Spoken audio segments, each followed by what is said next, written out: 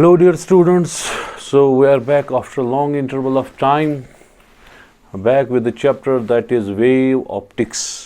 इसके 3 या 4 लेक्चर्स हमने पढ़े थे। जो लास्ट वीडियो हमने बनाया था बेटा, उसमें हमने सीखा था conditions for constructive interference and destructive interference, अगर आपको याद होगा। उसके बाद ब्रेक आई, बड़ी ब्रेक। उस ब्रेक में हमने अल्टरनेटिंग करंट एसी का चैप्टर कंप्लीट किया, जो आपको एप्लीकेशन में आया होगा बेटा, और उसकी कुछ लिंक्स है जो हमने आपको भेजी होगी पर्सनल नंबर पे, वो भी कंप्लीट हो गया। अब ये जो है वेव ऑप्टिक्स का पेंडिंग पार्ट 2 या 3 लेक्चर्स है, वो हम कंप्लीट करेंगे, क्योंकि बोर्ड एग्जाम का जो डेट शीट है वो आ गया है आपको सिट्रा से बोर्ड एग्जाम का। So we will conclude this as soon as possible. बोलिए भाई, what we are the conditions for constructive interference. Path difference जो थी वो n लैम्डा थी, या तो 0 थी, 1 lambda, 2 lambda and so on. What we are the condition for destructive interference, जो पाथ डिफरेंस थी lambda by 2, 3 lambda by 2, 5 lambda by 2 and so on, 2n minus 1 lambda by 2. This was the condition for destructive interference बेटा। ठीक, ये हमने पढ़ा था last video में।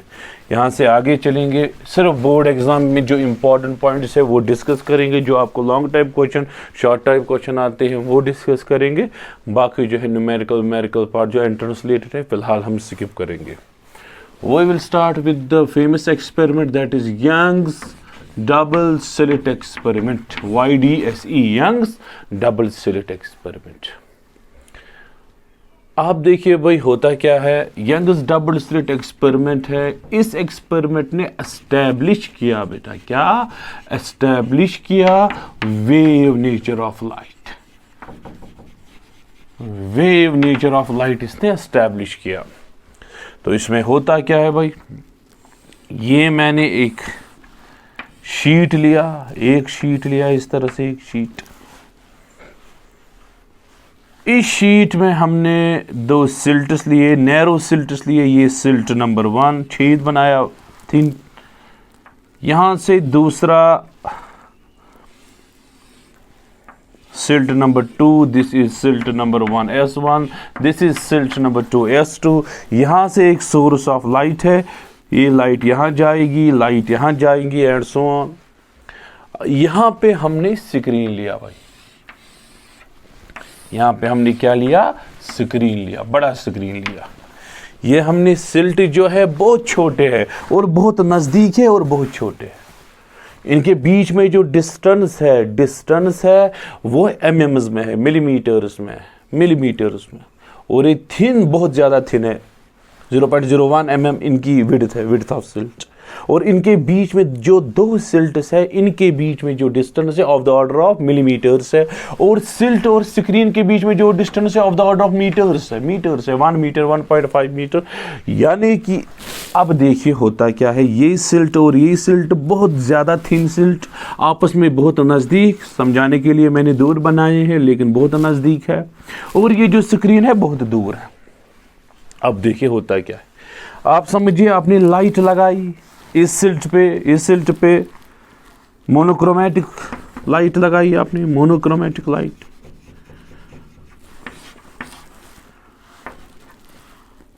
आप देखिए होता क्या है भाई, अगर लाइट पार्टिकल होता, अगर लाइट में सिर्फ पार्टिकल्स होते, तो होता क्या, इस सिल्ट से पार्टिकल आगे जाता, यहाँ टकराता, इस सिल्ट से पार्टिकल आगे जाता, यहाँ टकराता भाई। यहाँ से इस तरह से ब्राइट स्पॉट बनता, यहाँ से ब्राइट स्पॉट बनता, इसके पैरेलल ब्राइट स्पॉट, इसके पैरेलल ब्राइट स्पॉट। इस तरह से आप रखिए भाई, ये सिल्ट नंबर 1, ये सिल्ट नंबर 2, ठीक, सिल्ट 1, सिल्ट 2। इस सिल्ट में आपने लाइट लगाई, अगर पार्टिकल होती तो वो वापस निकलती, यहाँ पे इस तरह से बनता। दूसरी लाइट यहाँ पे गिरती, अगर पार्टिकल होता सीधे निकलता इस तरह से। तो बराबर इसके अपोजिट, जहाँ से लाइट निकली, इस सिल्ट के सीध में यहाँ ब्राइट स्पॉट बनता, इस सिल्ट के सीध में यहाँ पे ब्राइट स्पॉट बनता, अगर लाइट स्ट्रेट लाइन में चलती होती, और अगर लाइट में सिर्फ पार्टिकल्स होते। लेकिन होता क्या है, हम देखते हैं भाई, अगर ये सिल्ट आपस में बहुत नज़दीक और सिल्ट की विड्थ बहुत कम, स्क्रीन बहुत दूर, तो होता क्या है, यहाँ पे bright dark, bright dark, bright dark, bright dark, alternate bright और डार्क बैंड्स बनते हैं। दिस मीन्स कि लाइट का सिर्फ पार्टिकल नेचर नहीं, अगर सिर्फ पार्टिकल नेचर होता और अगर लाइट स्ट्रेट लाइन में जाती तो इसके पैरेलल वाइट स्पॉट बनना चाहिए, इसके पैरेलल दूसरा वाइट स्पॉट, लेकिन होता क्या है, bright dark, alternate bright and dark bands बनते हैं। दिस मीन्स लाइट उस वाले रीजन में भी एंटर हो गई जो इसका रीजन है ही नहीं। लाइट को आना चाहिए था, ये है इसके अपोजिट, ये सिल्ट है भाई, ये सिल्ट है, सिल्ट के अपोजिट यहाँ पे ब्राइट स्पॉट, लाइट यहाँ से निकली, यहाँ पे ब्राइट स्पॉट, लेकिन हम देखते हैं यहाँ पे भी लाइट फैली हुई है और कहीं पे ब्राइट स्पॉट, कहीं पे डार्क स्पॉट। दिस मीन्स ये जो कॉन्सेप्ट है light travels in straight line, ये तभी वैलिड है जब साइज होता है भाई, जब साइज होता है उन ऑब्जेक्ट्स का जिससे लाइट टकराती है, उनका साइज होता है बहुत ज़्यादा as compare to wave length of light. Reflection में होता है, हम बोलते हैं light travels in straight line, यहाँ से लाइट आती है, टकराती है, वापस जाती है। क्यों? क्योंकि मिरर का साइज जो होता है वो बहुत बड़ा होता है as compare to wave length of light. समझे इस बात को? रिफ्रैक्ट लाइट होती है, उसमें भी हम कंसिडर करते हैं जिस सरफेस से रिफ्रैक्ट हुई उसका साइज बहुत ज़्यादा है as compare to wave length of light. लेकिन इस वाले केस में सिल्ट में लाइट पास हुई, सिल्ट का साइज हमने बहुत छोटा रखा है as compare to wave length of light. इस वाले केस में हम देखते हैं कि ये light travels in straight line concept apply नहीं होता, लाइट उस वाले रीजन में भी एंटर हो रही है जिसमें एंटर नहीं होनी चाहिए। इस वाले रीजन में इसको यहाँ पे स्पॉट बनाना था, लेकिन इसने यहाँ पे ब्राइट बनाया, डार्क बनाया, फिर से ब्राइट बनाया, यहाँ तो जाना ही नहीं था। गया क्यों? क्योंकि लाइट का सिर्फ पार्टिकल नेचर नहीं है, ये बेसिकली वेव नेचर है। इस तरह से वेव्स निकलती है, आगे जाती है, इस तरह से दूसरे सिल्ट से वेव्स निकलती है, आगे जाती है और स्क्रीन पे इंटरफेयर होती है। जब दो वेव्स इंटरफेयर हुई, ये ब्राइट स्पॉट क्यों बना? क्योंकि यहाँ पे कंस्ट्रक्टिव इंटरफेरेंस हुआ होगा। Crest of one wave falling on crest of another wave, trough of one wave falling on trough of another wave, as a result of which यहाँ पे आपको ब्राइट स्पॉट मिला। यहाँ पे क्यों डार्क स्पॉट मिला? डार्क स्पॉट इसलिए मिला क्योंकि यहाँ पे डिस्ट्रक्टिव इंटरफेरेंस हुआ होगा। crest of one, trough of another, crest of one, trough of another, यहाँ पे डिस्ट्रक्टिव इंटरफेरेंस हुआ इसलिए डार्क स्पॉट बना। ये किस चीज़ की प्रॉपर्टी है? वेव की या पार्टिकल की? वेव की। सो एक्सपेरिमेंटली इस एक्सपेरिमेंट ने प्रूव किया दैट ये जो है लाइट का जो नेचर है वो कौन सा नेचर है? Wave nature. फिर से एक बार आप समझिए, हाँ,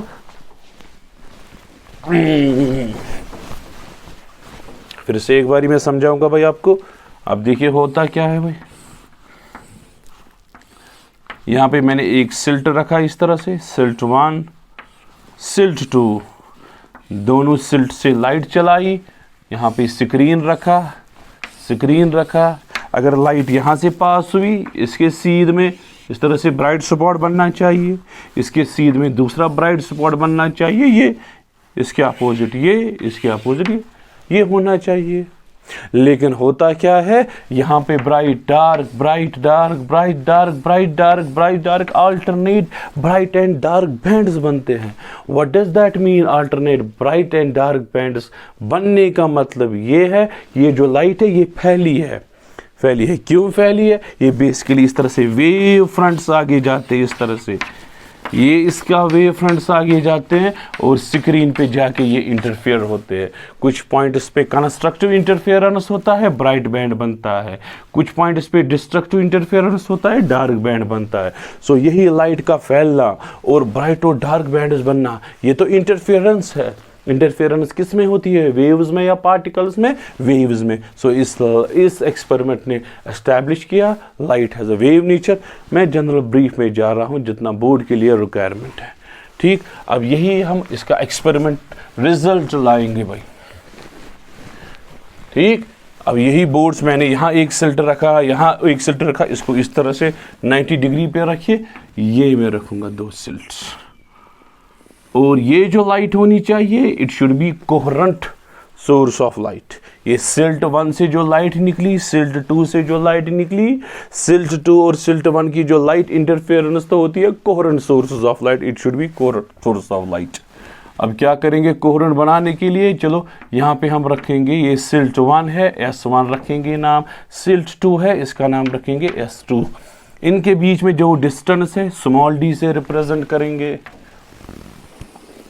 यहाँ पे बेटा स्क्रीन रखेंगे at distance of capital D की डिस्टेंस पे रखेंगे।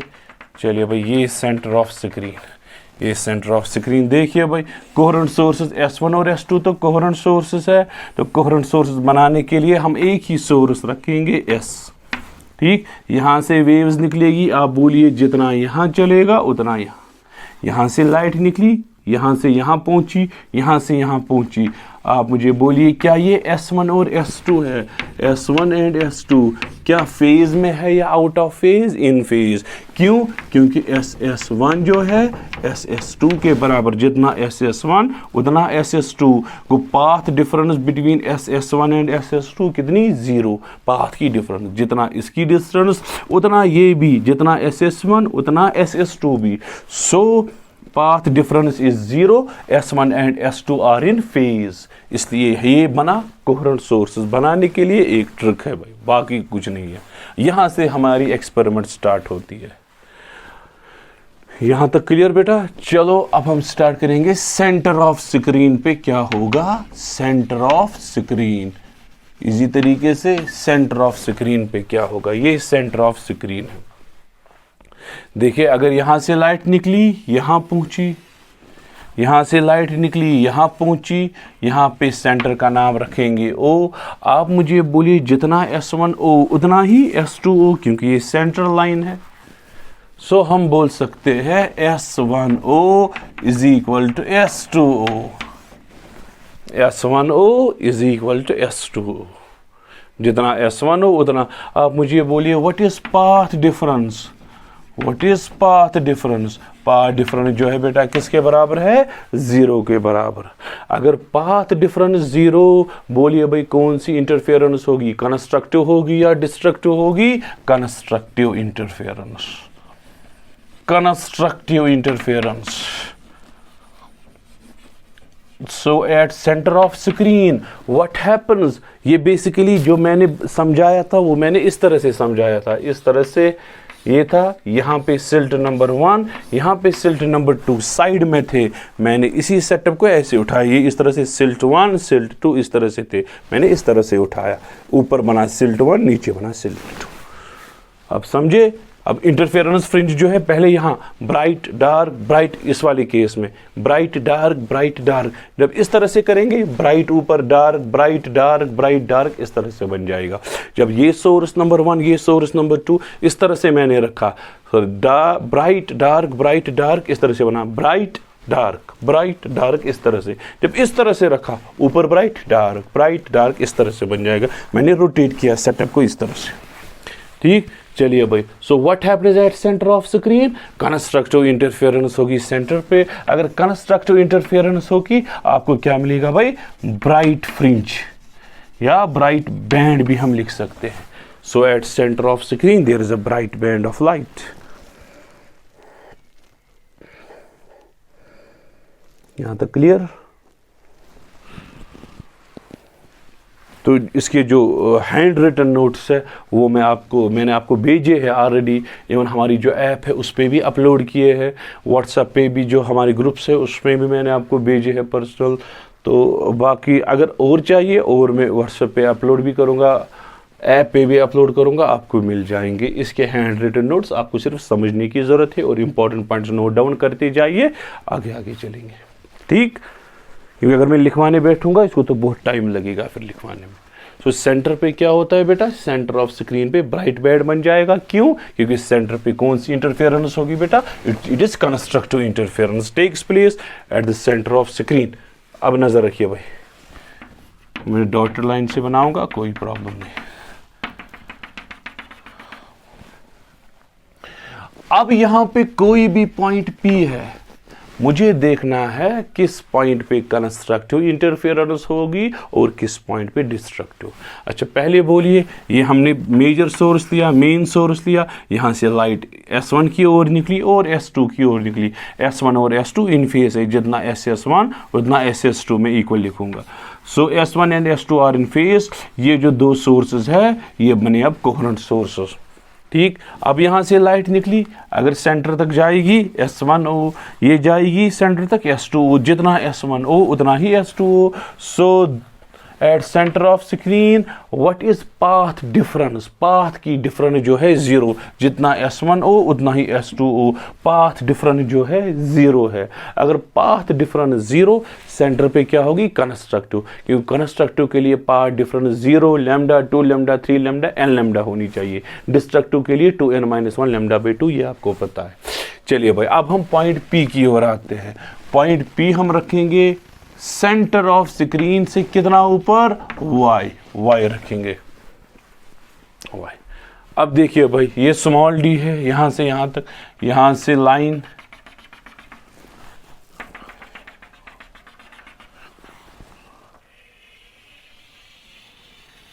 ये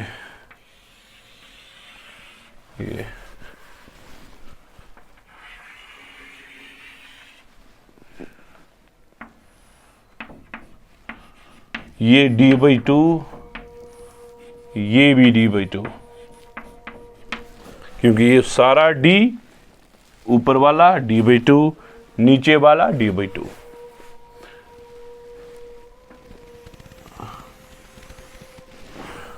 पॉइंट P, लाइट जाएगी यहां, कितनी चलेगी? S1P।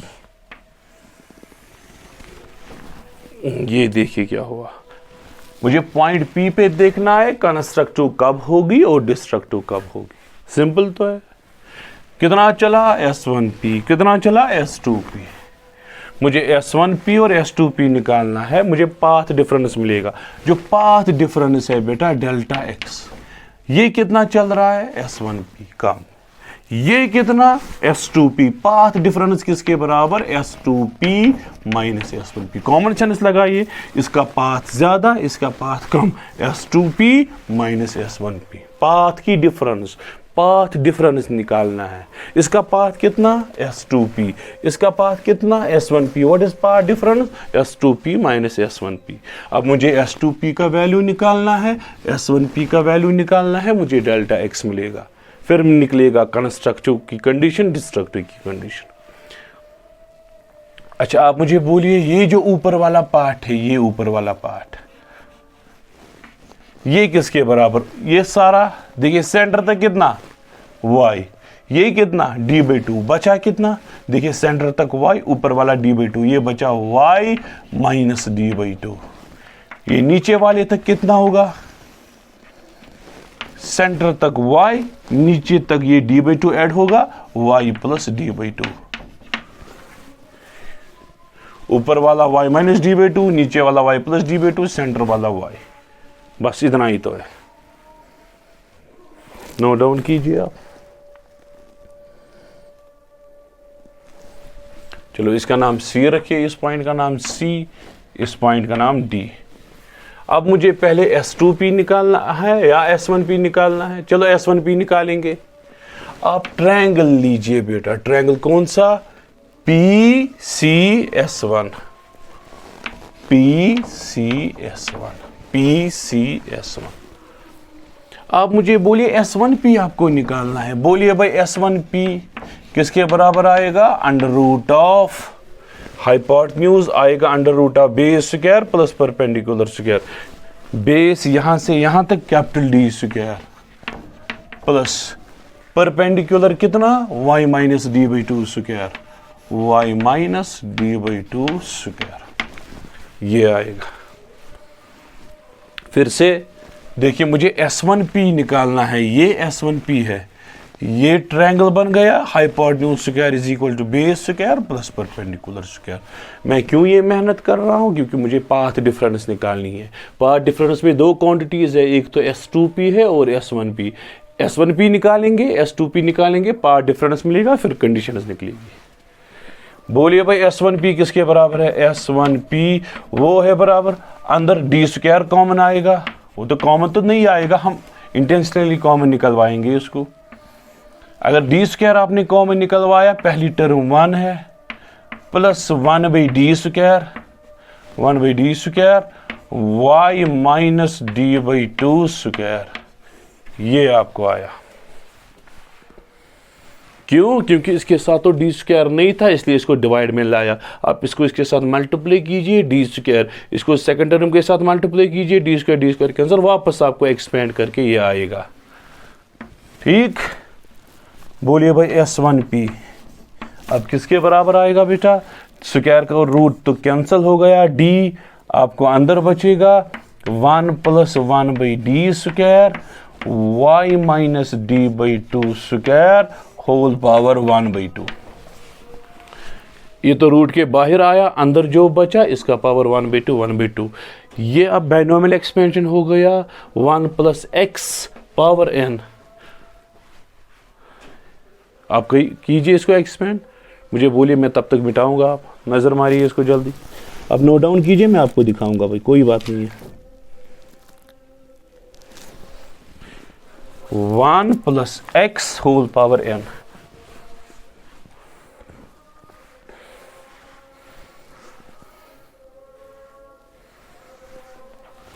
चलो मैं मिटाऊंगा। 1 plus this quantity whole power n। आपको पता है बाइनोमियल एक्सपेंशन क्या है? 1 प्लस एक्स पावर n किसके बराबर है?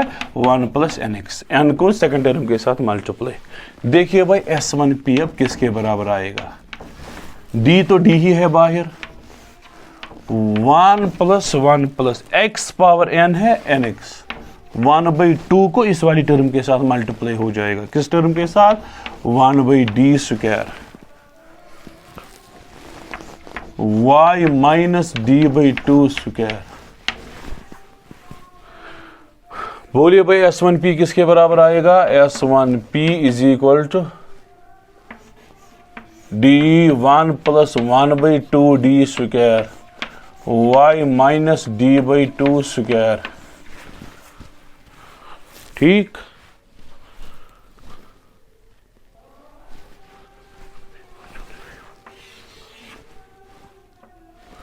S1P किसके बराबर आएगा? D को ऐड हो जाएगा इसके साथ, D प्लस 1 बाई 2D, क्योंकि एक D के साथ कैंसिल हुआ, y minus D by 2 whole square. ये आपको S1P मिला। D plus 1 by 2D y minus D by 2 square. मैं क्यों निकाल रहा हूं ये सब कुछ? मुझे पार्ट डिफरेंस निकालनी है। पार्ट डिफरेंस में S2P है और S1P है, निकालेंगे, सब्स्टिट्यूट करेंगे, वहां से डेल्टा एक्स आएगा। चलो S1P मिला। आप मुझे बोलिए, जब आप नीचे वाले ट्रायंगल को फॉर्मूला लगाओगे, इस वाले बड़े वाले ट्रायंगल को, क्या क्या चेंज होगा? D तो D ही रहेगा उसमें भी, जब आप एक्सपेंड करोगे 1 by 2D 1 by 2D, y minus D by 2 ऊपर वाले ट्रायंगल में था, नीचे वाले ट्रायंगल में क्या बन जाएगा? y plus D by 2। अब देखिए S2P क्या बन जाएगा? S2P बन जाएगा D प्लस 1 बाई 2D, ठीक, y plus D by 2 whole square. ये आपको आएगा। आपको लिखना है सिमिलरली इसके बाद, सिमिलरली, टेंशन के बगैर। अब सॉल्व करने की जरूरत नहीं, वो बड़ा हो जाएगा। चलो भाई S1P मिला, S2P मिला। जब S1P मिला आपको, S2P मिला, हम क्या करेंगे? अब सब्स्टिट्यूट करके हम पार्ट डिफरेंस निकाल सकते हैं। बोलिए भाई पार्ट डिफरेंस जो है डेल्टा एक्स किसके बराबर है? S2P minus S1P। Delta x जो है S2P के बदले क्या लिखोगे? D plus 1 by 2D bracket में y plus D by 2 square. ये हो गया S2P माइनस, बोलिए S1P के बदले क्या लिखोगे?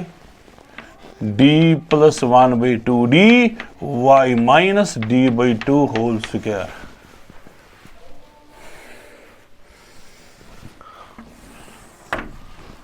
डेल्टा एक्स क्या हो जाएगा?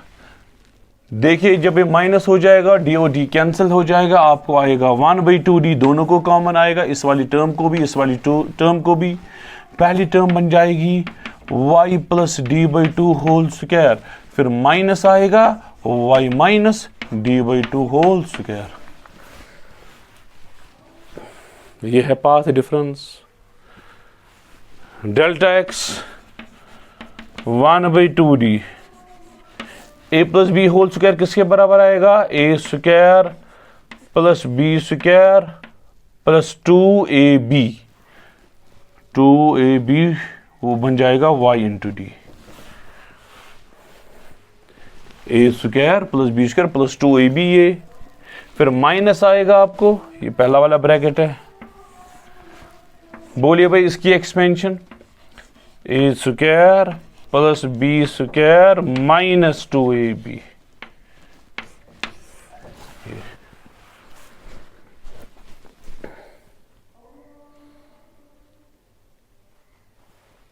अब माइनस को लगाइए, इसको माइनस को सबके साथ मल्टीप्लाई। डेल्टा x जो है बेटा 1/2d आएगा, ये आएगा y स्क्वायर गया, d स्क्वायर 4 गया, yd प्लस yd आएगा 2yd, क्योंकि ये yd है, ये माइनस माइनस प्लस हो जाएगा।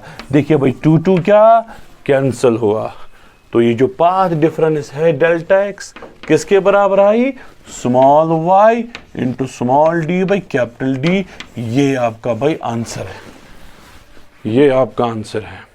ये आपको पाथ डिफरेंस मिली S2p और S1p को माइनस करके, S2p नीचे वाले ट्रायंगल से, S1p ऊपर वाले ट्रायंगल से, क्योंकि हमें पॉइंट P पे पाथ डिफरेंस निकालनी है। ऊपर वाली पाथ S1p, नीचे वाली पाथ S2p, दोनों को माइनस किया, वहां से ये निकला, पाथ डिफरेंस हमें मिला भाई।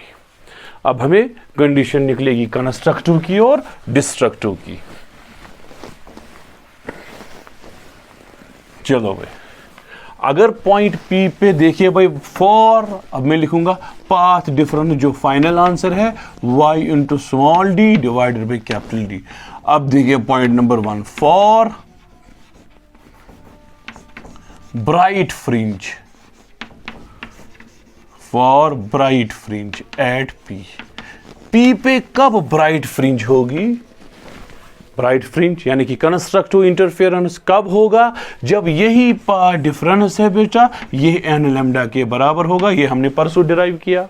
अगर constructive interference n lambda it is, if sorry path difference n lambda it is constructive interference, if यही path difference 2n-1 lambda by 2 it is destructive interference. अगर ये पाथ डिफरेंस n लैम्डा के बराबर हुई तो कंस्ट्रक्टिव इंटरफेरेंस होगी। ये path difference किसके बराबर, y into small d by capital D, किसके बराबर, n लैम्डा के बराबर। लगाइए मल्टीप्लाई, y किसके बराबर, n lambda capital D by small d।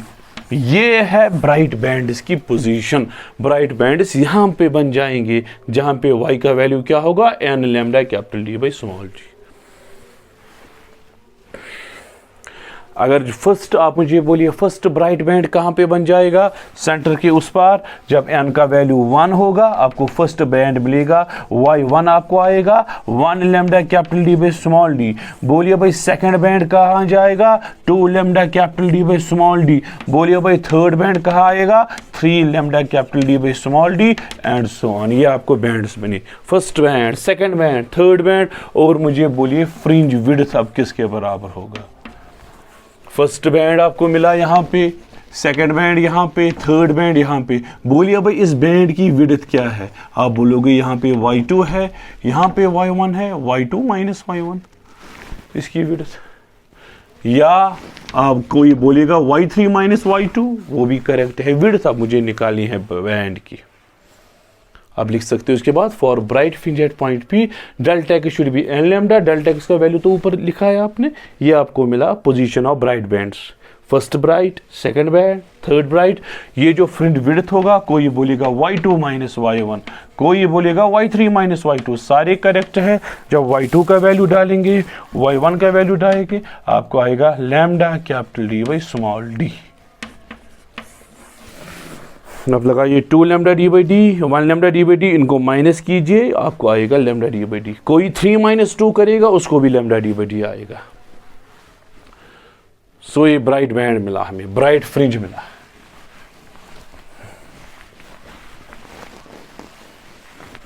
बोलिए भाई डार्क फ्रिंज कब बन जाएगा?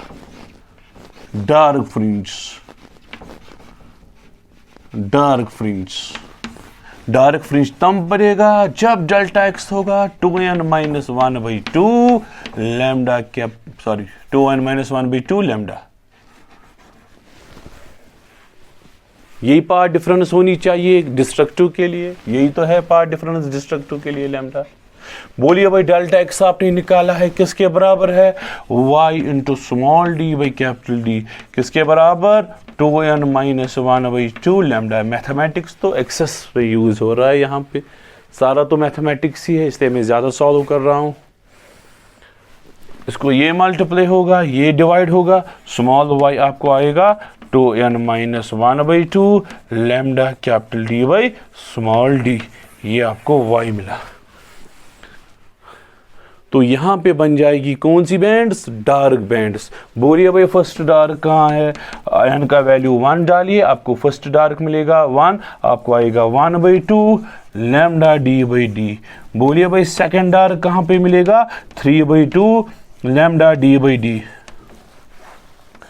y3 क्या आएगा? 5/2 lambda D by D and so on. आप मुझे बोलिए आप फ्रिंज विड्थ किसके बराबर होगा? फ्रिंज विड्थ आपको आएगा y2 माइनस y1।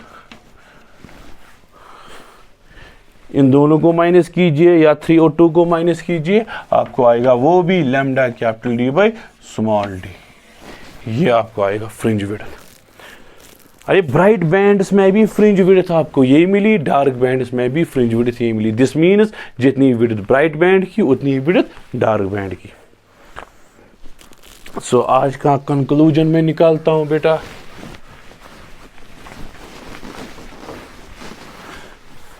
देखिए भाई आज का कंक्लूजन क्या निकला।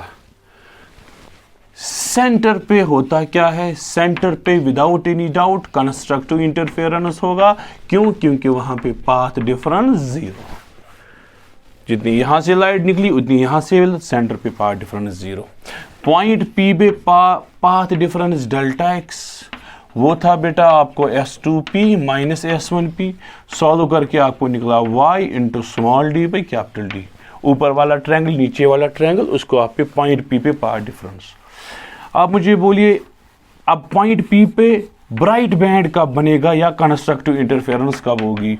जब आपको यही n लैम्डा के बराबर y आपको आएगा n lambda capital D by small D, in points पे आपको कंस्ट्रक्टिव इंटरफेरेंस होगी। डार्क बैंड कब बनेगा पॉइंट P पे? जब यही y किसके बराबर होगा? 2n-1/2 lambda D by D. Path difference किसके बराबर होनी चाहिए? n lambda. ये y का वैल्यू सॉल्व करके n lambda D by D आए। डार्क बैंड कब बनेगा? जब यही path difference 2n-1/2 lambda solve करके ये आपको मिलेगा। सो दिस और इसकी फ्रिंज विड्थ किसके बराबर है ब्राइट बैंड की? वो आपको मिला lambda capital D by small D. Dark की फ्रिंज विड्थ किसके बराबर है? Lambda capital D by small D. So ये आपका यंगस डबल स्लिट एक्सपेरिमेंट था। We have obtained the condition for constructive destructive. Board exam में लॉन्ग टाइप क्वेश्चन आता है, obtain the conditions for constructive and destructive interference in Young's double slit experiment. लेकिन अक्सर जो wording होती है question की वो इस तरह से होती है, obtain the expression for they are derive the expression for fringe width in case of Young's double slit experiment. बराबर आपको ये फ्रिंज विड्थ भी निकालनी है, ये भी ब्राइट की भी फ्रिंज विड्थ, डार्क की भी फ्रिंज विड्थ। 5 मार्क्स का क्वेश्चन बन जाएगा, ठीक है। सो ये आपका आफ्टर लॉन्ग टाइम हमने ये कंप्लीट किया। अब इसके 2 वीडियोस बचते हैं, डिफ्रैक्शन एंड पोलराइजेशन, लेकिन ये ज़्यादा इंपॉर्टेंट है। बोर्ड एग्जाम में अक्सर इसमें 5 मार्क्स का क्वेश्चन पूछता है। 1 या 2 दिन में आपको पोलराइजेशन और डिफ्रैक्शन पे 1-2 वीडियोस मिलेंगे तो हो जाएगा complete. So that's all for today.